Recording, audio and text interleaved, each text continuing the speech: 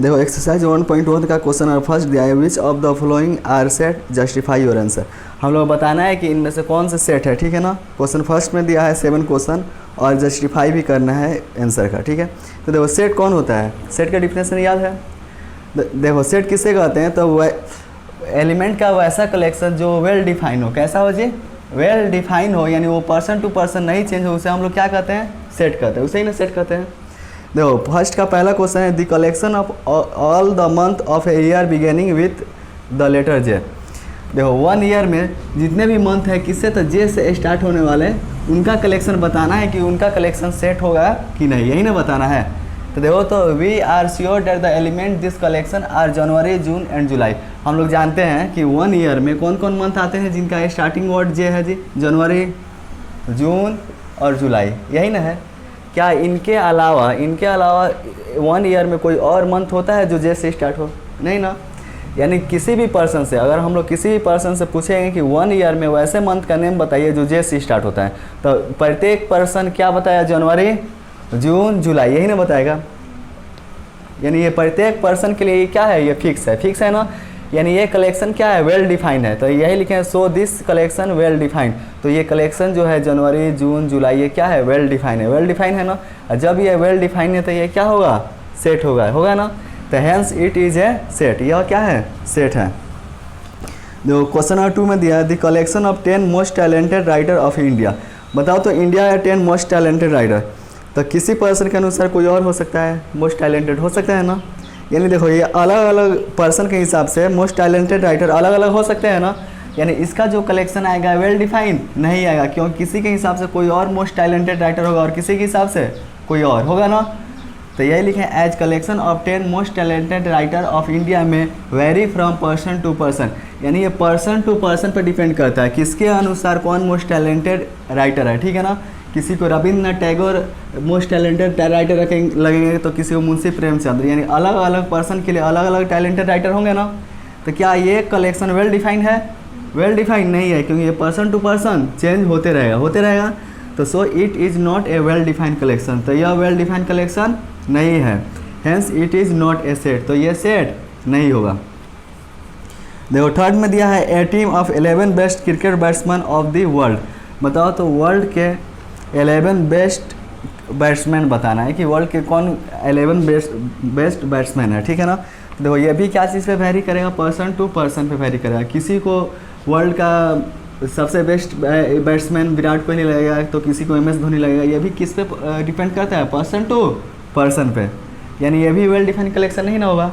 तो वही लिखें, as team of 11 best cricket batsman of world में vary from person to person. यानी ये भी किस पे वेरी करता है, पर्सन टू पर्सन पे वेरी करता है ना। तो ये भी वेल डिफाइंड कलेक्शन नहीं है। सो it is not a well defined collection, hence it is not a set, तो यह सेट नहीं होगा।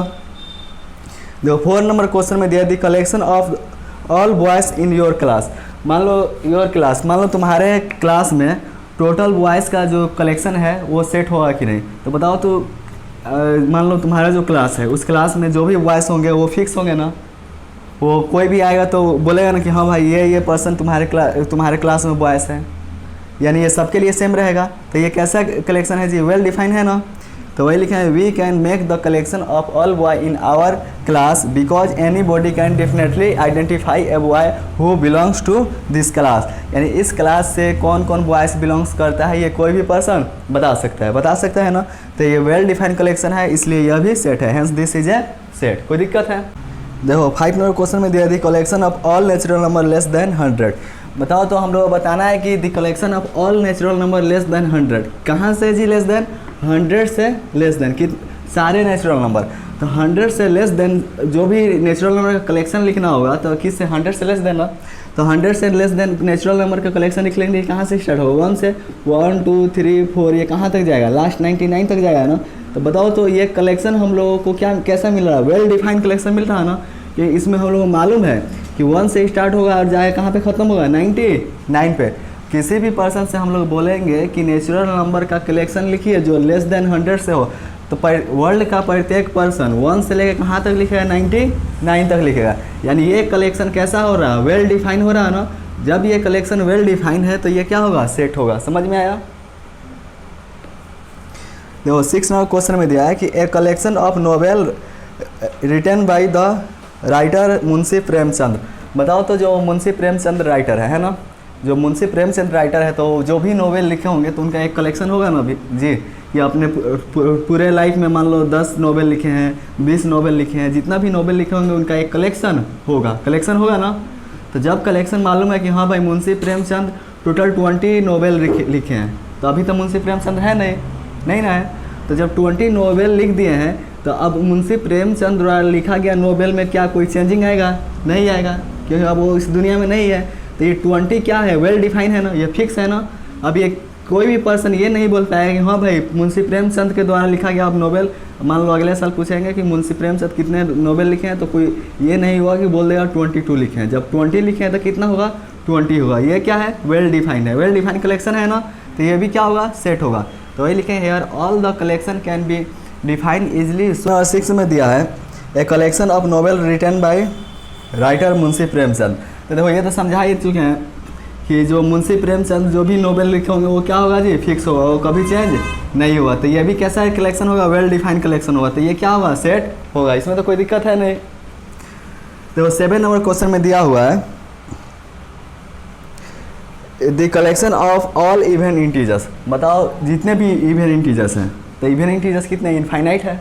इवन इंटीजर्स इनफाइनाइट है ना जी, लेकिन जो भी इवन इंटीजर्स होंगे वो क्या चीज़ से डिविजिबल होंगे? 2 से क्या होंगे? डिविजिबल होंगे ना। तो कोई भी कलेक्शन कितना हो बड़ा कलेक्शन दे दे, ठीक है, नंबर का बहुत इंटीजर्स का कितना हो बड़ा कलेक्शन दे दे और पूछेगा कि बताइए कि इसमें कौन इवन इंटीजर्स है, क्या हम लोग उसको आसानी तरीके से नहीं बता सकते हैं। जो भी इंटीजर्स 2 से क्या होगा? डिविजिबल होगा, वो क्या होगा? इवन इंटीजर्स होगा। यानी जो कलेक्शन ऑफ इवन इंटीजर्स है ये भी कैसा होगा? वेल डिफाइंड कलेक्शन होगा ना। तो वही लिखे here the collection of even integers is no and can be collect. देखो जो भी इवन इंटीजर्स होगा उसको हम लोग क्या होंगे?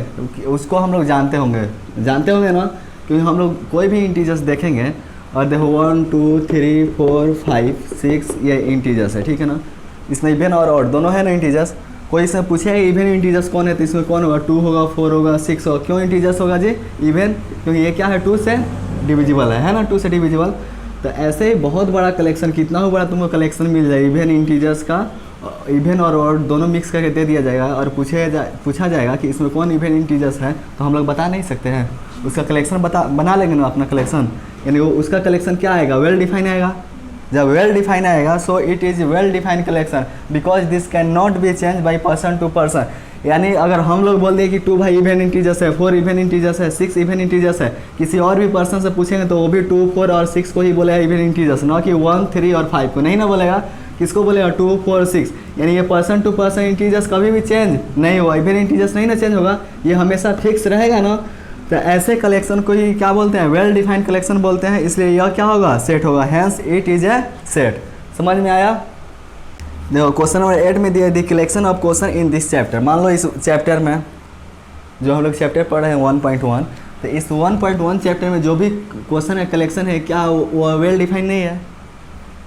चैप्टर 1.1 में जितने भी क्वेश्चन है वो वेल डिफाइंड कलेक्शन है ना, वेल डिफाइंड कलेक्शन। क्योंकि अपने को मालूम है कि हाँ भाई इस चैप्टर में टोटल कितने क्वेश्चन है और जो क्वेश्चन है वो भी मालूम है ना। यानी ये कलेक्शन क्या होगा? वेल डिफाइंड होगा। जब वेल डिफाइन होगा और देखो इस चैप्टर में कितने क्वेश्चन है, ये पर्सन टू पर्सन भी चेंज नहीं होने वाला। किसी भी पर्सन से पूछेंगे हाँ भाई इस चैप्टर में कौन कौन क्वेश्चन है, तो वो सारे पर्सन एक सेम आंसर देंगे ना। तो ये भी वेल डिफाइंड कलेक्शन होगा, इसलिए सेट होगा। वही लिख दें here the collection of question in this chapter is a well defined collection because any one can easily identify a question that belongs to this chapter.